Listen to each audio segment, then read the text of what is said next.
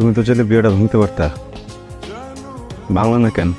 পলাশ, আমি তোমার সাথে প্রেম করছি, কিন্তু আমাদের মধ্যে তো এরকম কোনো কথা হয় নাই যে তোমার আমার সাথে কোনোদিন বিয়ে ঠিক হবে, অথবা আমার অন্য কোথাও বিয়ে ঠিক হলে সেটা ভেঙে দিতে হবে।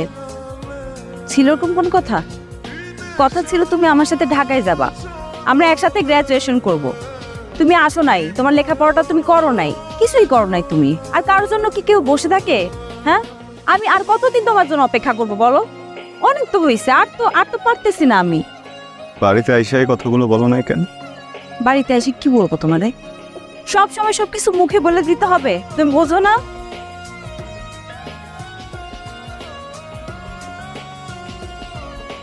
এমন কেন তুমি? এরকমই আমি। এতদিন প্রেম করছো, বুঝো নাই কেমন আমি? এখন এত কমপ্লেন করতেছো কেন? শোনো পলাশ, তোমার আমার বয়সের গ্যাপ কিন্তু খুব বেশি না। একটা মেয়ের জন্য এখন বিয়ের বয়সটা ঠিকঠাক আছে। আমার আব্বা যদি চিন্তিত হয় আমাকে নিয়ে, সেটা তারে দোষ দেই না। আমি তো তোমার জন্য অপেক্ষা করছি, তাই না?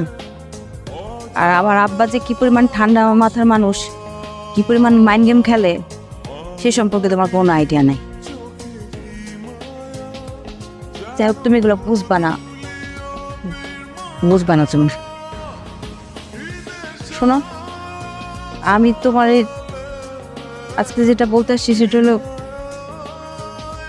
আজকের পর থেকে তোমার সাথে আমি আর যোগাযোগ করবো না, তুমিও করো না।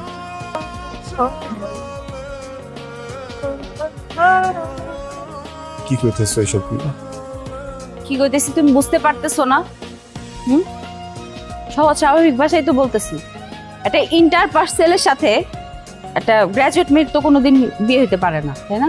আর কয়দিন পরেই তো আমার ভার্সিটি শেষ। আমার পরিবার কেন মাইনা নিবে একটা ইন্টারমিডিয়েট পাস ছেলের সাথে বিয়ে দিতে? আমি কেন একটা ইন্টার পাস ছেলের কাছে বিয়ে বসবো বলো? তোমার বউ একজন গ্রাজুয়েট আর তুমি ইন্টার পাস। আত্মসম্মান বোধ আছে তোমার? হ্যাঁ, না, নাই। তোমার আছে ওই যে তোমার আব্বার রাইখা যাওয়া ছোট একটা ওষুধের দোকান, এইটাই যেটা দিয়ে তোমার সারা জীবন চলতে হইব।